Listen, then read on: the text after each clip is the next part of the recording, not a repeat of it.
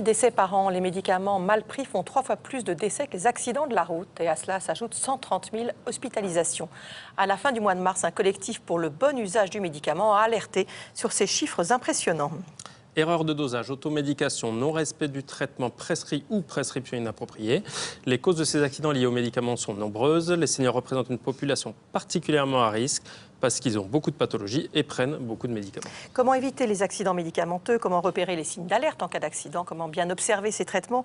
Pour répondre à toutes vos questions, le professeur Jean-Louis Montastruc, qui est pharmacologue, qui dirige le service de pharmacologie médicale et clinique du CHU de Toulouse, et le docteur Dominique Bonnet-Zamponi, je vais y arriver, c'est bon comme ça, et gériatre à l'Observatoire des médicaments, des dispositifs médicaux et de l'innovation thérapeutique d'Île-de-France.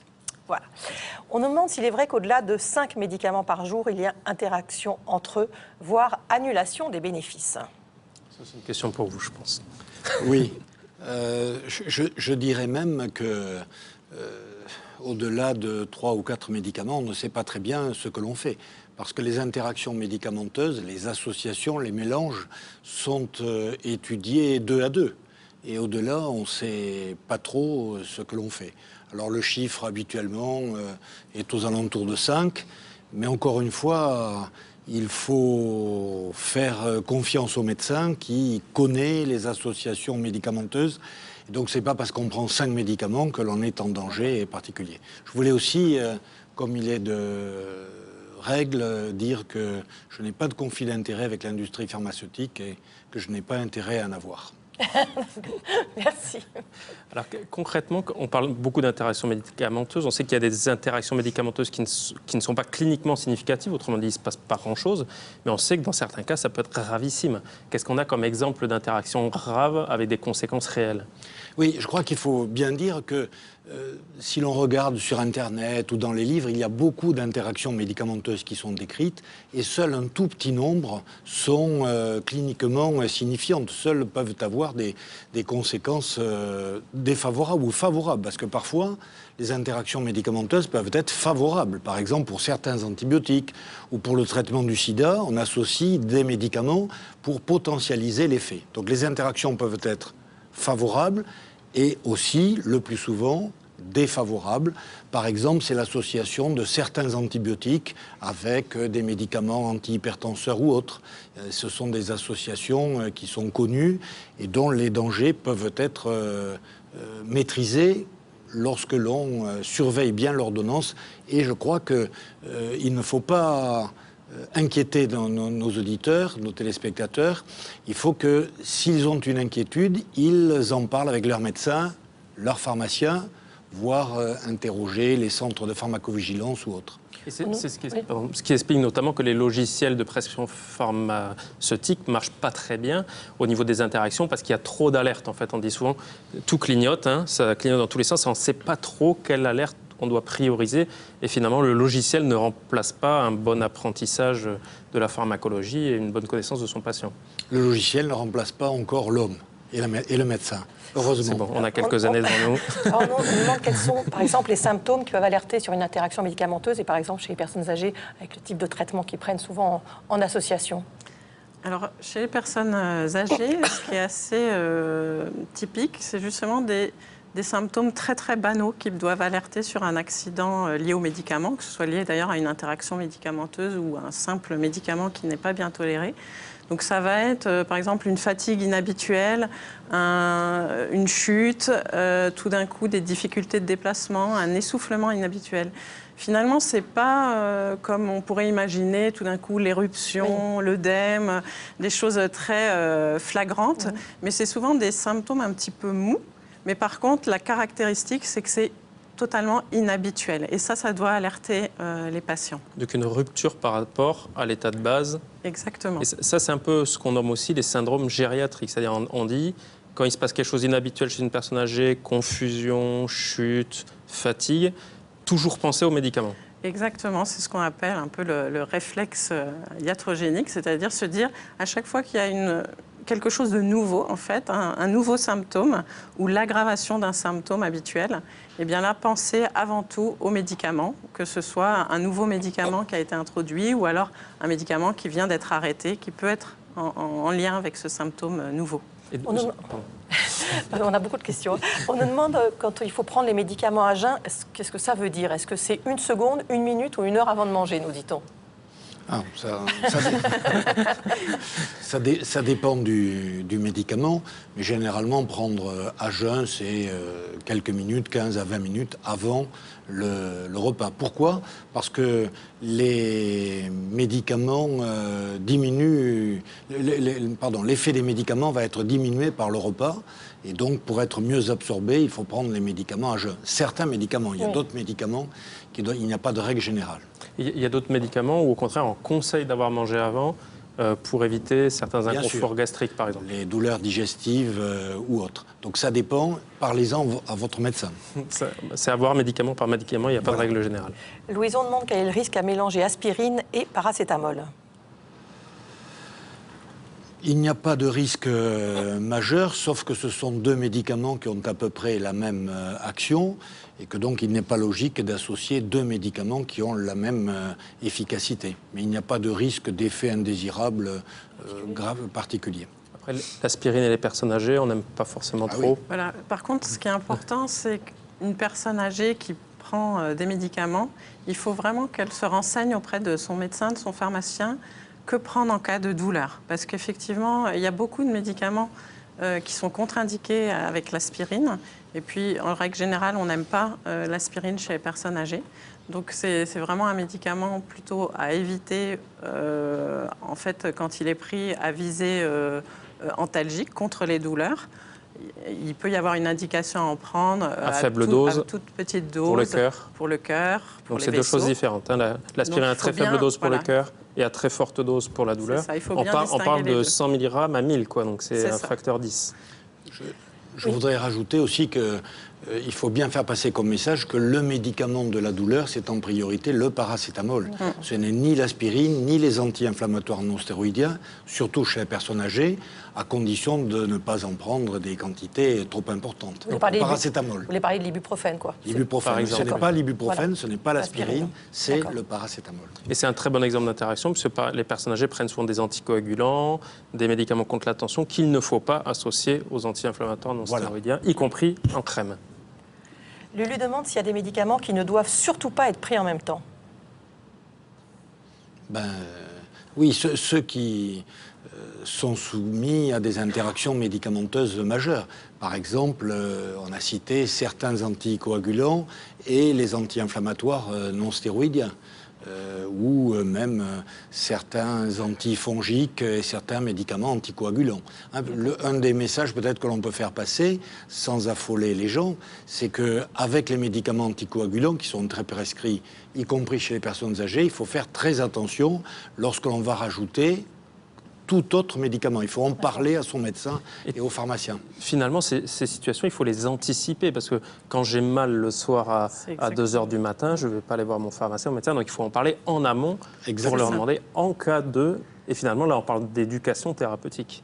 Il ne suffit pas de mettre des drapeaux rouges, il faut aussi énormément d'anticipation. Éducation pharmacologique. Éducation pharmacologique et thérapeutique. Est-ce que l'alcool augmente ou diminue l'effet des médicaments? L'alcool va augmenter l'effet sédatif d'un grand nombre de médicaments. Donc chez la personne âgée, c'est très peu recommandé. Ensuite, l'alcool en utilisation chronique est ce que l'on appelle un inducteur enzymatique, c'est-à-dire qu'il va activer le fonctionnement de certaines enzymes du foie et donc diminuer l'efficacité de certains autres médicaments prescrits en même temps. C'est ça l'effet antabuse? Ah non, c'est autre chose, c'est un autre effet. Donc l'alcool ne fait pas bon ménage avec les médicaments. D'accord.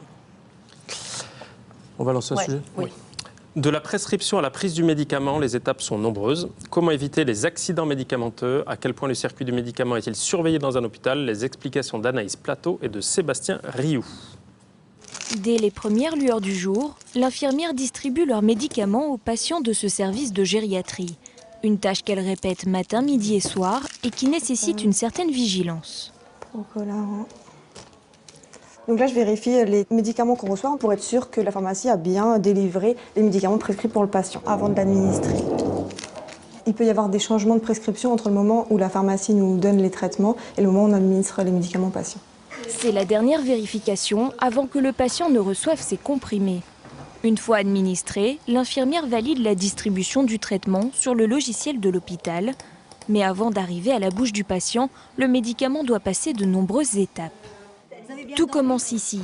Les personnes âgées hospitalisées dans ce service arrivent avec des ordonnances de médecins différents. Parfois, les prescriptions comptent plus de 20 médicaments par jour. Alors les gériatres les analysent de manière scrupuleuse. En fait, on a plusieurs ordonnances, donc on essaye de faire un petit peu le tri, de voir ce qu'elle prend réellement et de réévaluer bien sûr la bonne indication en fonction de sa fonction rénale. Nous, on réadapte les doses avec la difficulté qu'il ne faut pas que les médicaments soient surdosés si le patient est en insuffisance rénale.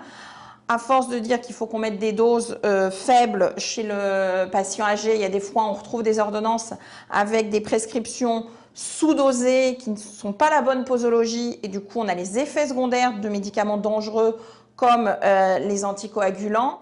Une fois réadaptée, l'ordonnance est envoyée au service de pharmacie pour une seconde analyse. Sur cette ordonnance, nous pouvons voir qu'il y a une erreur de prescription puisqu'un médicament qui doit être prescrit 1 jour sur 3 a été prescrit tous les jours. Immédiatement, dans ce cas-là, le pharmacien va appeler le médecin qui va corriger immédiatement la prescription.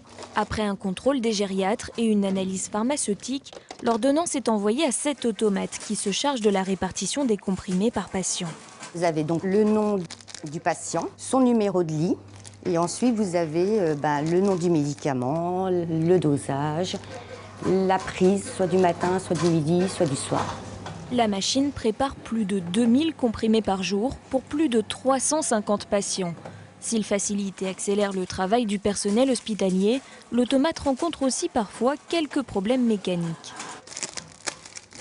Et on vérifie aussi que les sachets, il n'y ait pas de problème dedans. Parce que ça arrive souvent qu'il y ait des comprimés de cassés ou des miettes de comprimés, ou qu'il y en ait 2 à la place d'un. Ça arrive. Donc on est assez vigilant aussi sur le fait que les sachets soient corrects. Pour éviter les contaminations par résidus de poudre dans l'automate, certains médicaments sont rajoutés à la main. Ils représentent 30% du travail des préparateurs en pharmacie. Là, on fait ce qu'on appelle le picking. On met à la main tous les médicaments qui ne se trouvent pas dans l'automate, tout ce qui est sachet, tout ce qui est forme injectable, certains comprimés, les antibiotiques, les anticancéreux. Je peux contrôler ton chariot, Christine? Oui, tu peux, Marion. Nouvelle vérification à ce stade de la préparation. Une pharmacienne inspecte de manière aléatoire les piluliers d'une vingtaine de patients. Donc l'intérêt de ce contrôle, en fait, c'est à la fois de vérifier s'il n'y a pas eu d'erreur humaine dans le picking et à la fois vérifier si on n'a pas eu de problème informatique dans tout ce qui est sorti avec l'automate. Et si on constate des discordances entre ce qui est présent à l'informatique sur l'ordonnance et dans le pilulier, on le signale au préparateur et puis on voit si c'était un souci d'inattention ou au contraire un souci informatique. Ces nombreuses vérifications sont appliquées scrupuleusement chaque jour avant de délivrer le médicament aux patients. Elles garantissent un parcours médical sécurisé et optimisé. Voilà, ce dispositif existe dans 16 régions. Il est financé jusqu'en 2018. C'est quand même impressionnant, ces niveaux de contrôle. Oui, c'est un élément qui est relativement nouveau. Depuis 10-15 ans, cette prescription qui est automatisée. Et c'est une source de diminution d'interactions médicamenteuses et d'erreurs médicamenteuses. Ça, je crois que c'est l'appareil qui aide l'homme et qui aide à la bonne prescription. Et il y a encore de grosses marges de progression entre l'arrivée du médicament dans le service et l'administration effective aux patients. On sait qu'on a encore pas mal de choses à faire parce que ce n'est pas toujours brillant. Alors, on connaît depuis longtemps, nous dit-on, les dangers des interactions médicamenteuses. Pourquoi les personnes âgées ont-elles parfois des ordonnances à rallonge? Je dirais souvent d'ailleurs des ordonnances à rallonge. Il faut dire avant tout qu'elles ont des ordonnances à rallonge parce qu'elles ont beaucoup de maladies, elles accumulent beaucoup de maladies. Et la prescription, elle est complexe chez la personne âgée. Parce qu'on ne peut pas raisonner justement à dire j'ai par exemple 3 maladies et je vais additionner les médicaments de ces 3 maladies. Ça nécessite effectivement une réflexion quand même importante pour voir quelles sont les interactions entre les médicaments, mais aussi entre les médicaments prescrits pour une maladie A qui interagirait avec une maladie B. Mais dans ce cas, est-ce que parfois on peut être amené à ne pas traiter une maladie parce qu'il y en a une plus importante à traiter? Oui, alors tout le secret et l'art de la prescription chez les personnes âgées, c'est justement de prioriser les maladies et donc de donner un sens général. à cette prescription, justement, pour traiter en priorité ce qui est les maladies majeures. Et puis aussi, ce qui est important pour le patient, en fait, écouter le patient, voir quelle est sa propre priorité, va beaucoup guider le prescripteur pour pouvoir justement avoir une prescription qui a du sens. Oui. Je crois qu'il est très important de dire qu'il faut que les patients signalent, lorsqu'ils vont voir un spécialiste, les autres médicaments qui sont pris et qui ont été prescrits par d'autres spécialistes. C'est le rôle du médecin généraliste et du gériatre de faire la synthèse pour éviter justement les interactions médicamenteuses. Donc on ne peut pas se contenter d'additionner des prescriptions de spécialités d'organes. Il faut quelqu'un qui fasse la vraie synthèse, comme vous disiez, donc en l'occurrence le médecin généraliste généralement. Adeline s'inquiète, son conjoint prend du paracétamol presque tous les jours. Quels pourraient être les risques ? Le paracétamol est un médicament qui n'est pas particulièrement dangereux, c'est bien connu, sauf si on en prend des doses qui sont trop importantes. Et là, il y a un risque certain d'atteinte hépatique, d'hépatotoxicité, surtout si on consomme de l'alcool ou si on est dénutri. Donc c'est si on dépasse la dose qui est prescrite. Voilà. Et donc c'est en cas de surdosage aigu à un temps T, ou également de surdosage chronique. Les deux, surdosage aigu et surdosage chronique. Donc en cas de surdosage aigu, il y a un risque de décès par hépatite. Exactement. Et en cas de surdosage chronique, c'est peut-être plus insidieux et moins facile à détecter. Il y a un risque d'atteinte hépatique qui peut construire jusqu'à conduire à une transplantation hépatique. Donc là, il faut en parler aussi à son pharmacien, à son médecin. Tout médicament a des risques. Tout médicament a des risques. C'est obligatoire parce que sinon, il ne serait pas efficace. On ne sait pas faire le risque sans le bénéfice sans le risque, finalement. Non, on parle d'ailleurs de balance bénéfice-risque. Et c'est ça l'art de la médecine, la prescription adaptée. Carmen demande sous quelle forme le pamplemousse, est-ce que c'est en jus frais ou en gélule, peut interférer, voire annuler les effets de certains médicaments et lesquels ?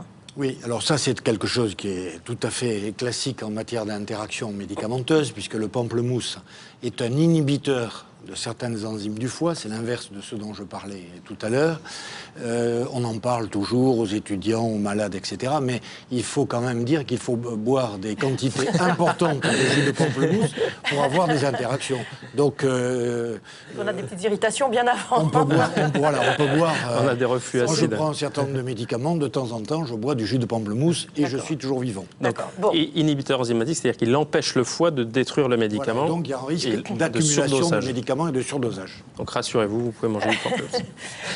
Andrea est allergique à de nombreuses classes d'antibiotiques. Elle hésite toujours du coup à en essayer un nouveau. Comment faire face aux infections ? Là, il faut s'assurer d'abord de la véritable réalité de l'allergie. Parce qu'il y a des allergies aux pénicillines et à d'autres médicaments. Les patients qui sont véritablement allergiques à toutes les classes d'antibiotiques sont, à ma connaissance, très rares. Donc il faut en parler à son médecin et essayer un nouvel antibiotique ou un antibiotique déjà commercialisé sous surveillance étroite en étant en contact avec le médecin. Alors il faut savoir aussi que les allergies sont parfois mal documentées et que les gens sont dits allergiques alors qu'ils ont eu des nausées, des diarrhées, que la vraie allergie n'est pas si fréquente que ça. C'est pour ça que je disais que la véritable allergie n'est pas si classique. Oui, vous dites quelque chose. Oui, c'est juste pour dire que l'infection, elle n'est pas toujours bactérienne et donc elle ne nécessite pas toujours un antibiotique. C'est bien de le préciser. On revient chez les personnes âgées et sur le projet PRPA que vous connaissez bien. Près de Valenciennes, dans le nord de la France, un dispositif est en place depuis 2013, le PRPA, le parcours de santé des personnes âgées à risque de perte d'autonomie, qui permet à la personne âgée de conserver son autonomie plus longtemps. Parmi ses missions, veiller à ce que les médicaments ne se représentent pas un danger. Reportage Anaïs Plateau, Claude Pavelec et Lionel Simon. Je vous ai sollicité pour un patient qui présente une gêne respiratoire et je suspecte qu'il y ait des interactions médicamenteuses. Alors avec le pharmacien, on s'est mis d'accord pour vous faire intervenir. Sophie fait l'intermédiaire entre les professionnels de santé hospitaliers et de ville. L'objectif, c'est d'éviter les interactions médicamenteuses avec les différentes prescriptions, une situation à risque pour les personnes âgées. À partir de 70 ans, on a les problèmes d'hypertension, les problèmes d'athérosclérose, les problèmes diabétiques et douloureux, les problèmes de douleurs chroniques aussi qui arrivent. C'est le fait de ces médicaments quotidiens qui viennent s'ajouter et qu'on n'arrive pas à enlever, qui peuvent poser des problèmes d'interaction médicamenteuse. La coordinatrice retrouve la pharmacienne du patient. À deux, elles vont vérifier ses prescriptions et les médicaments stockés à son domicile. Là, je prends ça pour l'estomac et ça aussi, c'est pour l'estomac. Mais vous prenez pas tout en même temps quand même? Non, pas tout en même temps. D'accord. Par contre, vous voyez, regardez, j'ouvre la boîte et dedans, il y a un traitement qui n'a rien à voir. Il n'a rien à voir avec ça, là. Voilà. Et ça, en plus, ça, faut éviter d'en prendre pour vous. Et madame aussi. Non, à cause des autres traitements que vous avez. Ouais. Ça, c'est que je prends pour le cul. Ah oui, non, il y avait là aussi. Bah oui, il n'y a que ça, hein. Ce serait bien d'avoir un seul lieu de stockage pour les médicaments. Mais celui-là, le médecin, il le prescrit plus. Ça, je vais l'éliminer à la pharmacie aussi. Le pharmacien peut être une aide au médecin traitant dans la régulation de toutes ces ordonnances et dans la vigilance qu'il peut apporter au médecin traitant pour effectivement l'alerter en cas de possible interaction médicamenteuse. Petit à petit, vos traitements ils deviennent de plus en plus complexes et on ne peut pas prendre du coup tout ce qu'on veut. Vous ne jetez jamais les médicaments? Non, non, moi si le médicament il y a trop, je le ramène à la pharmacie. D'accord. Mais il y avait beaucoup de médicaments qui traînaient. Oui, mais ça y est, c'est parti là. Je ne sais pas ce que vous en pensez, mais refaire un petit planning de prise des médicaments de monsieur et de madame. Nous, on peut sortir ça, il n'y a pas de problème. Voilà, comme ça, de manière claire, pour pas qu'il... Puis pour l'infirmière, ça sera peut-être bien pas sûr, mal oui, aussi je pense d'avoir ça aussi. sous les yeux. En 2017, 623 signalements pharmaceutiques ont été enregistrés dans le secteur de Valenciennes. Le dispositif est en cours d'évaluation pour mesurer son impact sur les hospitalisations des personnes âgées. Alors, je redis ce que j'ai dit tout à l'heure, mais qui n'avait aucun rapport tout à l'heure. C'est vraiment On a eu la politesse de ne pas le dire. Hein. C'est gentil, mais en fait, c'est ce ce dispositif-là qui existe dans 16 régions et qui est financé jusqu'en 2018. Ça serait bien que ça soit généralisé. C'est vrai que là, on voit, à travers ce reportage, ce qui est intéressant, c'est qu'on voit à quel point la coordination entre les professionnels peut être un bénéfice pour les patients. Hein. On voit le rôle du pharmacien associé avec le médecin. Il y a aussi les infirmières. Donc ce petit trio autour de la personne âgée peut vraiment être le garant de sa sécurité. Le rôle aussi de l'aidant. Et puis on voit également l'importance aussi d'être au plus près du quotidien du patient. Hein, on est loin de s'imaginer... À fouiller dans les différents tiroirs, parce qu'en fait, il y en a partout des ce qui se passe en vrai, dans la vraie vie. Ce qu'on voit finalement, c'est que les interactions médicamenteuses, c'est extrêmement compliqué. On ne va pas le résoudre avec un petit manuel de 50 pages. Et finalement, il faut vraiment beaucoup de filtres successifs au moment de la prescription, au moment de la délivrance, au moment de l'administration, et qu'on a du mal à s'en sortir avec des idées très simples. Oui. C'est tout l'art et la difficulté de prescrire. Moi, je crois qu'un des conseils que l'on peut donner aux patients, en particulier les personnes âgées, c'est de demander aux médecins de leur écrire en prenant le temps et de façon très détaillée, prenez tel médicament à 8 heures, en comprimé, de l'écrire sur la boîte, sur un bout de papier, pour éviter les erreurs liées à la prise obligatoire d'un nombre de médicaments importants chez la personne âgée. Georges demande quel médicament il faut éviter quand on est sous antivitamine K après un accident vasculaire cérébral. Alors, il faut savoir que tous les médicaments, la majorité des médicaments, peuvent interagir avec les anticoagulants, les antivitamines K, et même avec les nouveaux médicaments anticoagulants. Il faut éviter les antibiotiques, les anticancéreux, les anti-inflammatoires non stéroïdiens. Je pourrais en parler pendant longtemps. Je crois que si on a, encore une fois, c'est ce qu'on disait, si on a la moindre inquiétude, il faut en parler et, comme on l'a dit, en parler avant. Si j'ai une douleur, qu'est-ce que je dois prendre alors que je suis sous anticoagulant? Si j'ai une infection, si j'ai un mal à la gorge, qu'est-ce que je dois prendre? Il faut anticiper. Et signaler le fait de prendre un médicament anticoagulant à tous les spécialistes, dentistes, pharmaciens, etc., pour qu'ils soient au courant surtout. Oui. Voilà. C'est ça, oui. Donc il y a deux choses effectivement à faire pour le patient. C'est bien signaler qu'il est sous anticoagulant et aussi avoir la liste des traitements qu'il prend habituellement, même si c'est des traitements qu'il prend de temps en temps. Avoir toujours sur soi la liste des médicaments, ça peut être vraiment très utile. Et puis aussi, donc on a dit anticiper effectivement toutes les situations. On peut être amené à prendre d'autres médicaments comme la douleur, les problèmes de constipation, diarrhée, les problèmes de sommeil, etc. Et puis aussi anticiper toutes les situations qui risquent de déstabiliser les traitements. Hein. Parce qu'on sait qu'en fait, les accidents graves liés aux médicaments, en particulier chez la personne âgée, c'est avec des médicaments finalement les plus fréquents. Et ce qui déstabilise ces traitements, ça va être les infections. Et puis tout ce qui est déshydratation. Des événements assez courants en fait. Des événements courants. Fièvre, diarrhée, canicule, etc. Et voilà, donc quand on est sous anticoagulant, eh bien, à ce moment-là, il faut se surveiller de plus près. Merci beaucoup à tous les deux d'être venus. Un appel à témoins.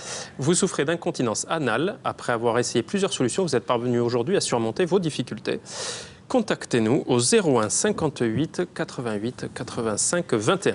Demain, dans le Docteur, on répondra à vos questions sur les douleurs de hanche. Vendredi, sur les MICI, c'est-à-dire la maladie de Crohn et la rectocolite hémorragique. Le vendredi étant enregistré demain matin, on attend ces questions dès à présent. Et ce soir, on sera en direct avec vous, évidemment, pour un nouveau numéro d'enquête de santé consacré au gras. Voilà, on va dédiaboliser le gras avec vous. À tout à l'heure.